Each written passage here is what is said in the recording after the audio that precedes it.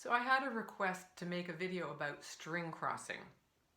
So I'm going to look at about 4 factors that affect string crossing. So the first one is your elbow level, and then we can talk about your wrist level, because your wrist can affect the string crossing. Placement of the bow depends where the bow is on the string, and along with that is how much weight you need on the bow, depending on where you are in the bow. Then we might also want to look at slurs and possibly off the string. That would be like a more advanced thing. So basic string crossing. It's great to practice this in a mirror with your scroll facing right toward the mirror so that you can look at your elbow level. So E string elbow level, and this is often a problem for a lot of people, is that their E string elbow is up here. So E string elbow, it's almost right down at your side. It's not like squished in at your side, but it's pretty close. We want the bow to be right where at the C bout, but not rubbing against the C bout. If you're doing that, then your bow is too low. Sometimes this E string level is affected by your shoulder rest. If your violin is really tilted this way, you're going to have almost an upright E string, and that's going to be awkward. So I would aim to have your violin, it's at a slight angle here to make it easier to get across to G, but I'd avoid like a super tilt, this way. So E string level. And I'm just going to use my bow right in the middle for right now. I'm right in the center of the bow. E string elbow level is down at maybe, if you think of a clock, this is maybe number 5 on the clock. A string elbow is probably about 4 on the clock. D string level, I'm about 3:30, and G string level, basically my elbow is parallel with my shoulder. I like to think of actually the elbow being slightly lower than the hand when I'm playing on G, and this could be, you could say this for all the strings, and this is why it's good to look at a mirror. So if my hand is slightly higher than my elbow, it means that I can actually release some of the weight of my arm from my elbow and into the string. So then the next thing to do with that is just play some stopped bows.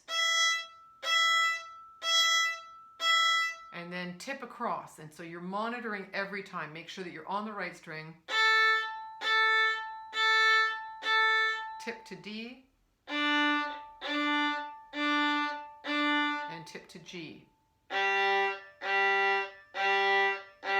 it's especially when we're on G that we should be noticing, is the bow going crooked? What's it doing when I'm at this level?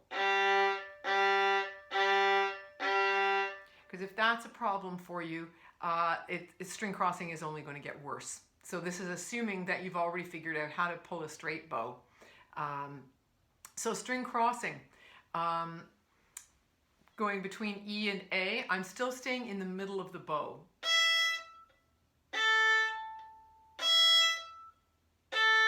So you notice my elbow has to come up first, and then I can go. The other thing is, as I go across, when I'm stopped on the string, I'm crossing the string with weight on the bow. I think some people are really guilty of taking the weight off the bow at the end of the stroke, and then you hear this little whistle in between. So I have to be crossing the string with weight on the bow. I'm not sure if you can actually hear this, but if I cross,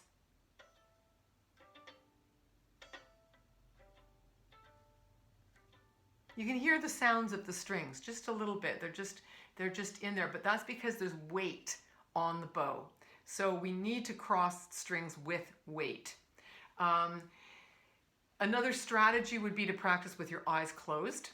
So rather than looking at the mirror, do it with your eyes closed and see if you can still find the string .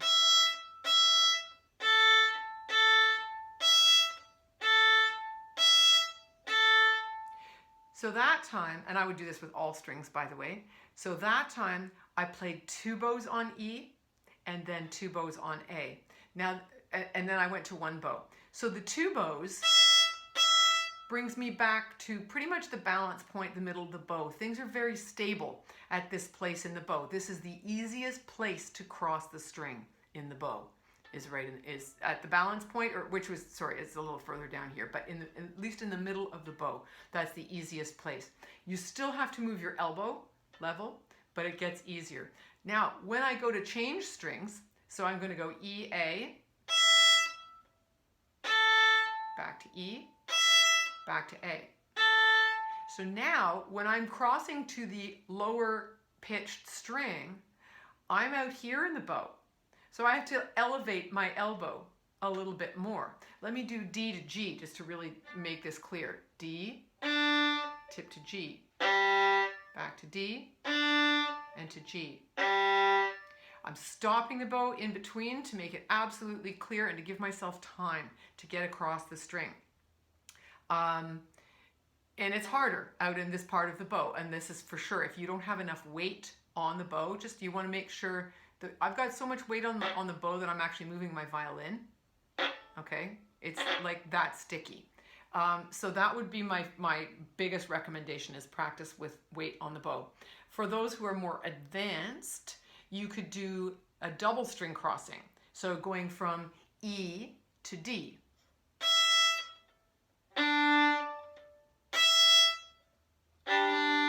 Oh, I went over. A to G.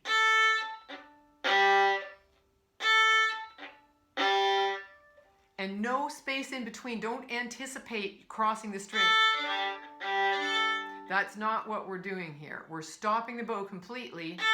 No sound. Get yourself over there. Make it really sticky and go.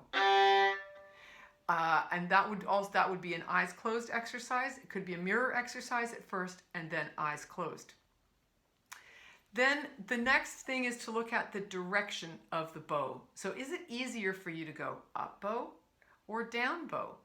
So if I'm starting, and I'm just going to go back to single crossings for this, I'll do A string to D string. If I start down bow and up bow on the D string, then I should probably reverse that, and I should do down bow on the D and up bow on the A.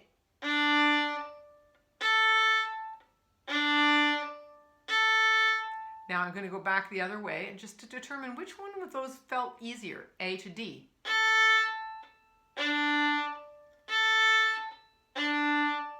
So that's something that you can look at. That's another variable. It's like, which way is the bow going, up or down? The last thing in the elbow department anyway is going to be, what part of the bow am I in? If I'm crossing out here,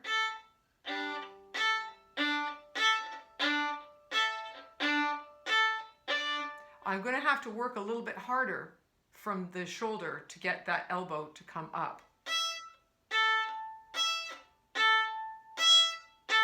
It's much easier if I'm down at the balance point of the bow. I can go a lot faster there. And this takes me into sort of the next point, which would be, sometimes we can use our wrist to cross strings. So and I'm just going to demonstrate this first of all on without moving the bow, without actually playing the stroke. So in order for me to get from A string to D string, if I tip just my wrist like this, so I'm kind of going from a wrist, my wrist is not like this. This is really not going to help me at all. But if my wrist is kind of flat, as I tip it up, you can see that I'm changing the angle of the hair of the bow. We're normally tilted, the stick is tilted slightly away from the bridge. As I tip my wrist, now the stick is coming in toward the bridge. That's a useful strategy if I've just got one note that's on a different string.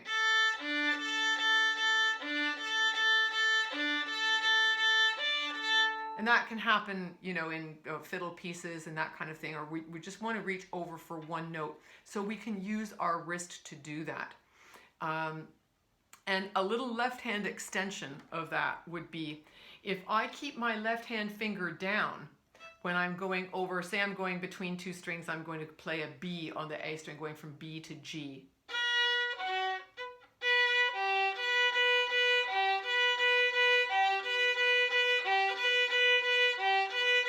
So I'm just using I'm just tipping the hand just to reach over there. I'm not taking the B away, but I'm leaving everything down.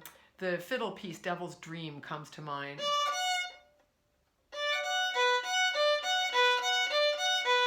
So I leave my F sharp and my B sort of blocked. And my wrist is doing all the work so that I'm not, it's too big a motion and it's unnecessary. It's just, it keeps it small and it allows us to play faster. We could add slurs into this because this can also be an issue with string crossing. So if I started to slur between strings, I'll just use A and D.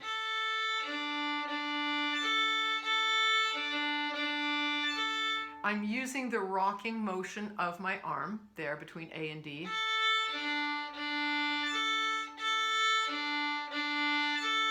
I can, if I'm going between, if I was doing a slur of 4,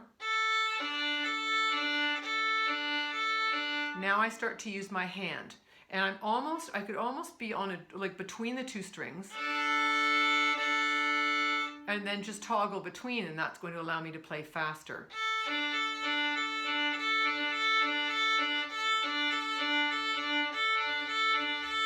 And it's that waving hand. Notice my pinky on the bow. So the fingers are all able to flex. So if you've got stiff fingers, you're not going to be able to do that. Everything has to be soft. It's kind of like they're on the trampoline or something. So that little rocking motion is a great thing to practice first of all. It's almost like doing push-ups with your pinky finger. That's going to help you to get across the strings smoothly on a slur. The last item would be for off the string playing. Those of you who play spiccato. So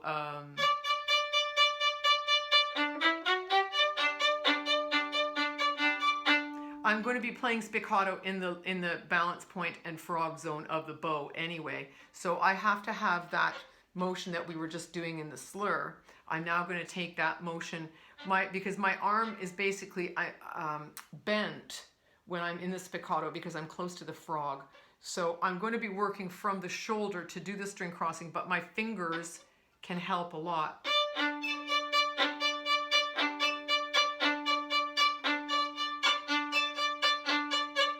And there's a little bit of this in the wrist as well, so everything has to be nice and soft and loose. But that's for more advanced players. But you've got to have all of that working in order to get the bouncing bow to easily go across the string, especially for the pinky finger, because you're carrying all of that rest of the weight out at the tip. So it's good to have a nice soft pinky finger to help that action. Hope that helps.